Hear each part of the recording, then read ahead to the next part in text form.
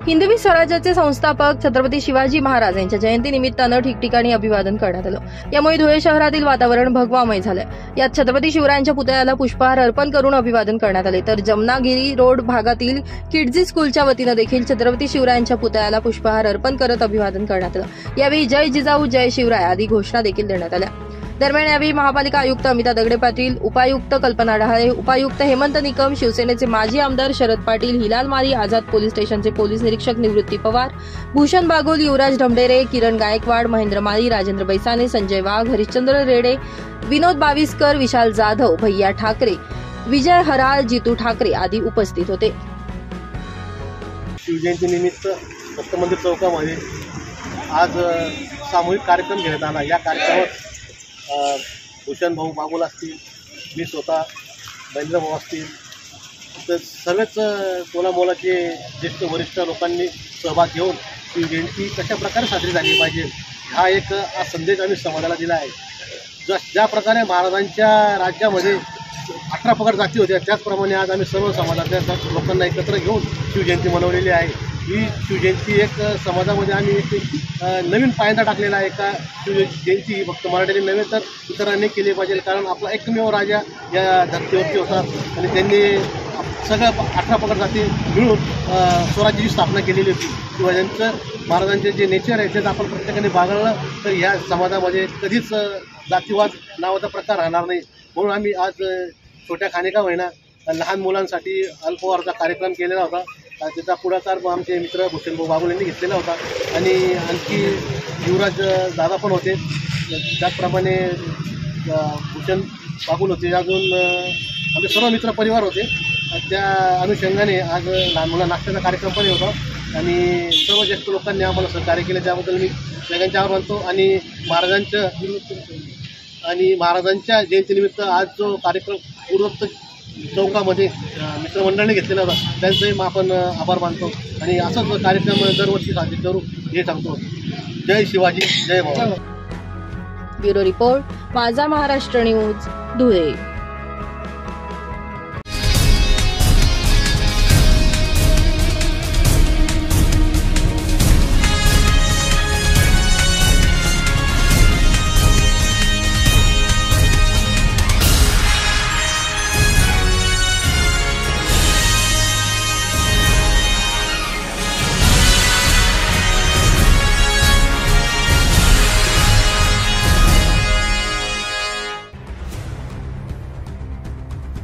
विद्यार्थी सुदृढ राहावा आणि त्याला कोणताही आजार होऊ नये याची खबरदारी घेण्यासाठी जून 2024 पासून राष्ट्रीय बाल स्वास्थ्य कार्यक्रमांतर्गत आरोग्य विभागाच्या वतीनं अंगणवाडी आणि शासकीय शाळांमधील विद्यार्थ्यांची तपासणी सुरू करण्यात आली आहे। आतापर्यंत 10,33,000 विद्यार्थ्यांची तपासणी करण्यात आली असून यामध्ये 66,000 विद्यार्थी विविध आजारांच्या विळख्यात सापडले असल्याचं समोर आलंय। कमी ऐकू येणं, डोळ्यांनी स्पष्ट न दिसणं, सतत ताप येणं यांसह विविध आजार विद्यार्थ्यांमध्ये आढळून आलेत। काही विद्यार्थ्यांना हृदयाचा त्रास असल्याचं देखील समोर आलंय। दरम्यान सर्व विद्यार्थ्यांवर शासनाच्या वतीनं मोफत उपचार करण्यात येतील आणि त्यांच्या पालकांनी काळजी करू नये असा दिलासा आणि ग्वाही शालेय शिक्षण मंत्री दादाजी भुसे यांच्याकडून देण्यात आली आहे। दरवर्षी विद्यार्थ्यांची आरोग्य तपासणी संपन्न होते आणि तपासणी केल्याच्या नंतर जर काही प्राथमिक पातळीवरच्या उपचाराची आवश्यकता असेल उपचार केले जातात, परंतु येणाऱ्या काळामध्ये जर त्या विद्यार्थ्याला पूर्ण बरे करेपर्यंत आवश्यकता असेल, तालुका पातळीवर आवश्यकता असेल, जिल्हा पातळीवर अगदी मोठ्या उपचाराची आवश्यकता असेल तर ते मोठे उपचार पूर्णपणे शासकीय योजनेमधून करून त्या विद्यार्थ्यांना बरं करून त्यांच्या घरापर्यंत सुखरूप सोडेपर्यंत मग आमची शालेय शिक्षण समिती असेल, आमचे गुरुजन असतील, विद्यार्थ्यांचे पालक असतील यांच्या संयुक्त विद्यमाने हा कार्यक्रम येणाऱ्या काळामध्ये आपण संपन्न करणार आहोत। दरम्यान मालेगाव, मनमाडसह नाशिक जिल्ह्यामध्ये तब्बल 66,000 शालेय विद्यार्थ्यांना विविध आजारांची लागण झाली असल्याचं समोर आल्यानं संपूर्ण जिल्हाभरामध्ये एकच खळबळ उडाली आहे। या संदर्भात शासन प्रशासन काही निर्णय घेणार का हे बघणं महत्त्वाचं ठरणार आहे। ब्युरो रिपोर्ट, माझा महाराष्ट्र न्यूज, धुळे.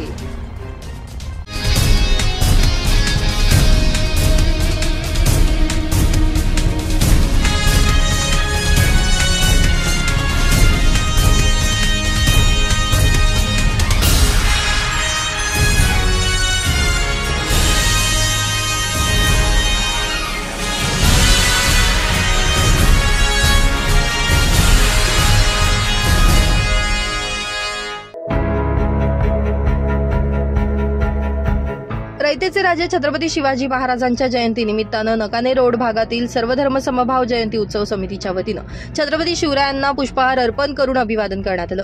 यावेळी जय जिजाऊ, जय शिवराय, जय भवानी, जय शिवाजी आदी घोषणा देण्यात आल्या. छत्रपती शिवरायांना अभिवादन करण्यासह सर्वच महापुरुषांच्या प्रतिमांना अभिवादन केल्यानं या उपक्रमाचं धुळे शहरासह जिल्हाभरात कौतुक होत आहे. यावेळी नागरिकांना थंडगार सरबतचं देखील वाटप करण्यात आलं. आयोजक विशाल गवळी यांच्या नेतृत्वामध्ये सर्वच समाजातील तरुणांनी उत्सवात सहभाग नोंदवला होता. छत्रपती शिवराय, राजमाता जिजाऊ यांच्या वेशभूषांमधील लहान चिमुकल्यांनी नागरिकांचं लक्ष वेधून घेतलं. दरवर्षीप्रमाणे यावर्षी देखील सर्व धर्मभाव जयंती उत्सव समितीच्या वतीनं शिवजयंती उत्साहात साजरी करण्यात आली आहे.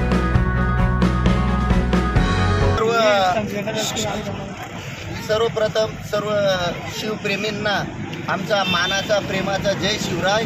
आज शिवछत्रपती जन्म उत्सव सेवा समितीच्या वतीनं व श्री साई सेवा ग्रुपच्या वतीनं सर्व धर्म समभाव उत्सव सेवा समिती आमचे अध्यक्ष आदरणीय साहेब विशाल भाऊ गवळी व या ग्रुपचा मी मार्गदर्शक बापूदादा चौधरी, आम्ही या ठिकाणी आज शिवछत्रपती शिवाजी महाराज यांच्या जयंतीनिमित्त या ठिकाणी एक चांगला कार्यक्रम सरबत वाटपण्याचा कार्यक्रम केलेला आहे.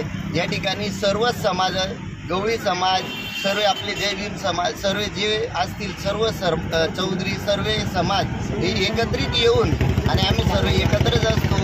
त्या हिशोबाने सर्व धर्म समभाव उत्सव सेवा समितीच्या वतीनं सर्वांना मी हार्दिक शुभेच्छा देतो.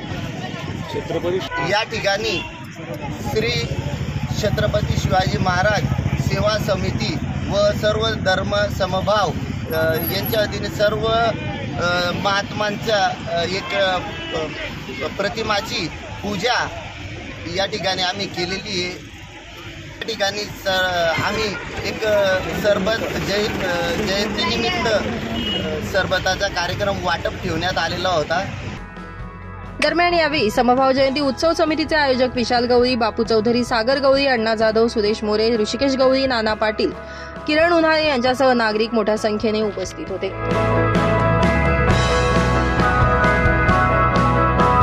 ब्युरो रिपोर्ट, माझा महाराष्ट्र न्यूज, धुळे.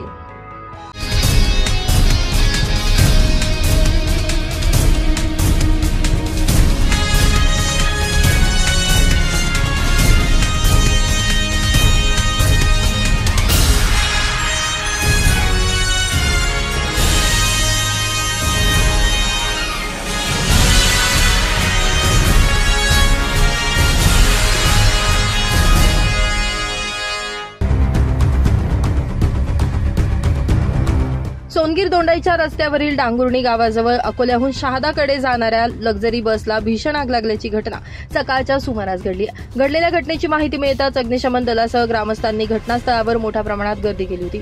शर्थीच्या प्रयत्नांनंतर ही आग आटोक्यात आणण्यात यश आलं.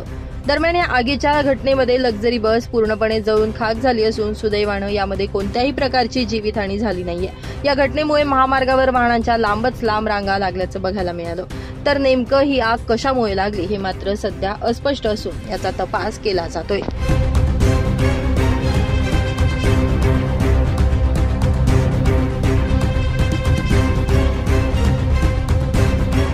ब्युरो रिपोर्ट, माझा महाराष्ट्र न्यूज, धुळे.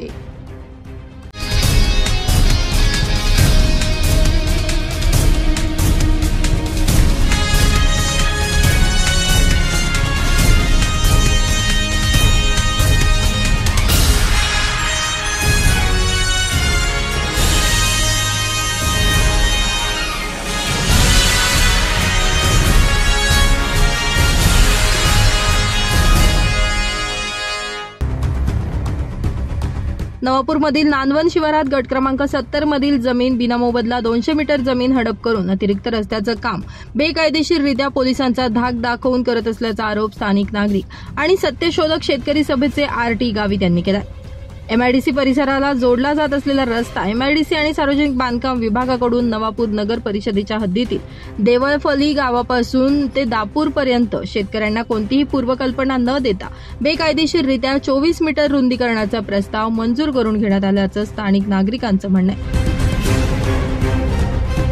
विभागाने 3 किलोमीटरची परवानगी दिली, ते काम पूर्ण झालं. त्याच्यानंतर 75 मीटरची परवानगी दिली, ते काम सुद्धा पूर्ण झालेलं आहे. आणि हे जे काम चालू आहे, एक्स्ट्रा काम चालू आहे, ही समोर कंपनी आलेली आहे. त्या कंपनीच्या दबावाखाली हे तहसीलदार आणि PSI साहेब आदिवासी दबाव टाकून रस्ता खोदतायत आणि 24 मीटरचं अधिकरण करतायत. या शेतकऱ्यांची 2 एकर जमीन विनामोबदला घेतायत.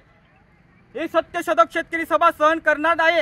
आम्हाला लाठीचार्ज हवा, आम्हाला उचलत जेलमध्ये टाको, काय करो, पण आम्ही न्यायाच्या बाजूने, या आदिवासींच्या बाजूने उभे राहणार आहोत. जोपर्यंत न्याय भेटत नाही तोपर्यंत लढा हा चालूच राहील. हे बेकायदेशीर काम सुरू आहे, बेकायदेशीर जबरदस्तीने चालू आहे कंपनीच्या फायद्यासाठी. आदिवासींना मारण्याचं काम चालू आहे आणि त्याला जबाबदार आहे इथले तहसीलदार आणि इथले PSI साहेब नवापूरचे. हे जबरदस्तीने ते काम सुरू केलं आहे आणि आदिवासीवर दबाव टाकतायत आणि आता आम्हाला अटक करण्यासाठी ते जात आहेत. याबाबत सत्यशोधक शेतकरी सभेचे आर.टी. गावित यांनी सादर होत असलेलं काम कसं बेकायदेशीर आहे याबाबत वेळोवेळी संबंधित विभाग आणि तहसीलदार यांच्याशी चर्चा करून योग्य ती कागदपत्र दाखवून परिस्थिती निदर्शनात आणून दिली.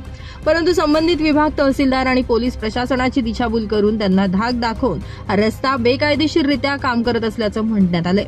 24 मीटर अधिकची जागा अधिग्रहण न करताच त्या जागेवर रस्त्याचं काम करत असतील तर आम्ही गप्प बसणार नाही आणि वेळीच प्रशासनानं दखल घेतली नाही तर संबंधित एमआयडीसीचे अधिकारी पाटील तसेच संबंधित अधिकाऱ्यांवर आदिवासी अन्याय अत्याचार प्रतिबंधक कायद्याअंतर्गत गुन्हा दाखल होत नाही व आदिवासींना न्याय मिळत नाही तोपर्यंत स्थानिक शेतकऱ्यांसह सत्यशोधक शेतकरी सभेच्या वतीनं बेमुदत उपोषण करण्याचा इशारा देण्यात आला आहे.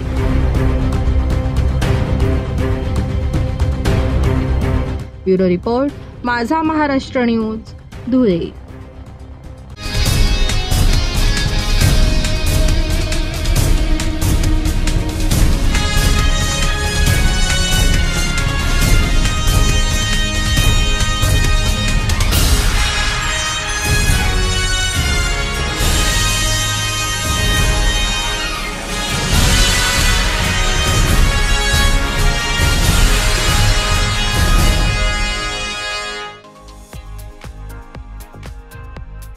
एकविसाव्या शतकात वाढत असलेली बेरोजगारी मोडण्यासाठी शिवचरित्रातून उद्योग मंत्राचे नियम अंगीकाराचं आवाहन शिवव्याख्याते प्रेमकुमार बोके यांनी शिवचरित्र व्याख्यानमालेप्रसंगी धुळ्यात केलंय.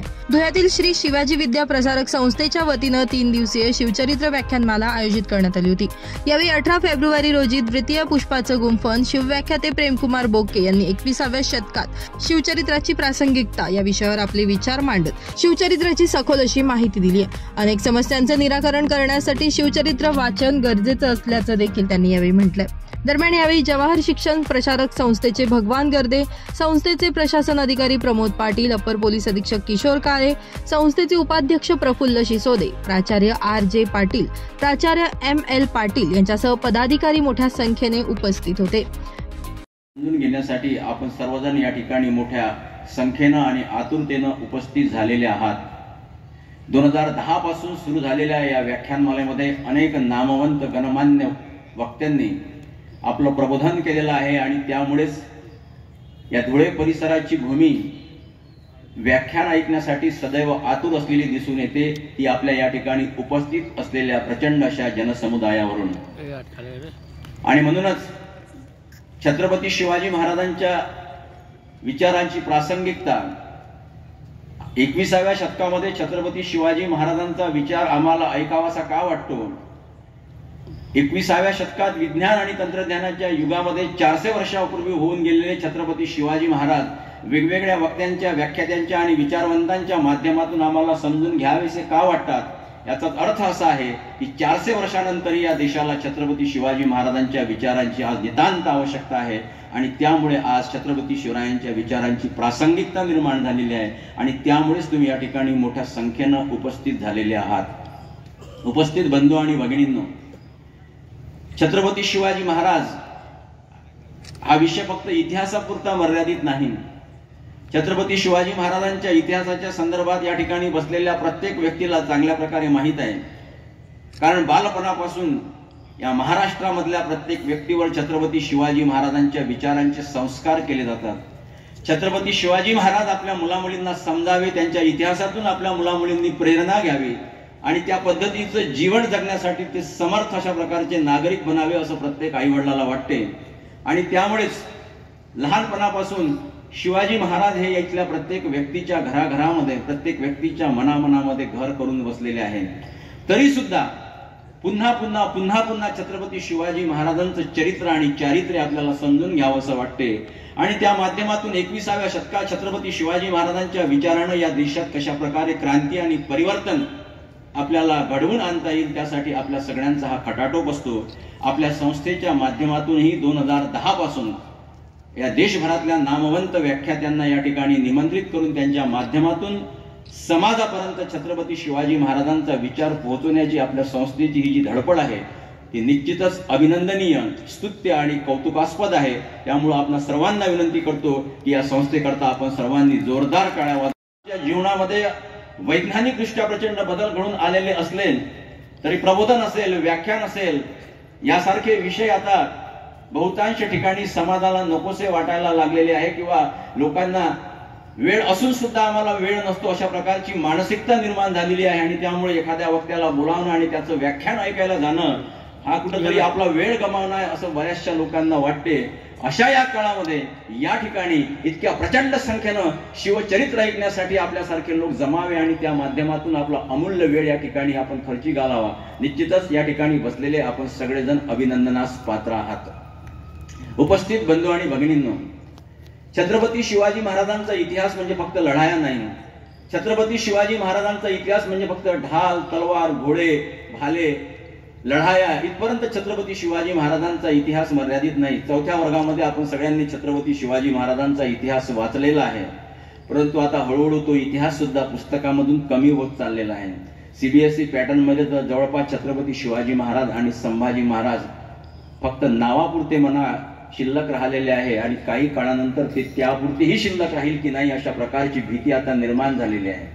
आणि आपल्याही पाठ्यपुस्तकामधून छत्रपती शिवाजी महाराजांचा इतिहास ज्या पद्धतीनं समोर यायला पाहिजे, ज्या पद्धतीनं या ठिकाणी बसलेल्या तरुणांच्या मेंदूवर आणि मनावर त्या इतिहासाचा परिणाम व्हायला पाहिजे त्या पद्धतीचा इतिहास आमच्या पाठ्यपुस्तक मंडळातून आता दिसेनासा होत चाललेला आहे.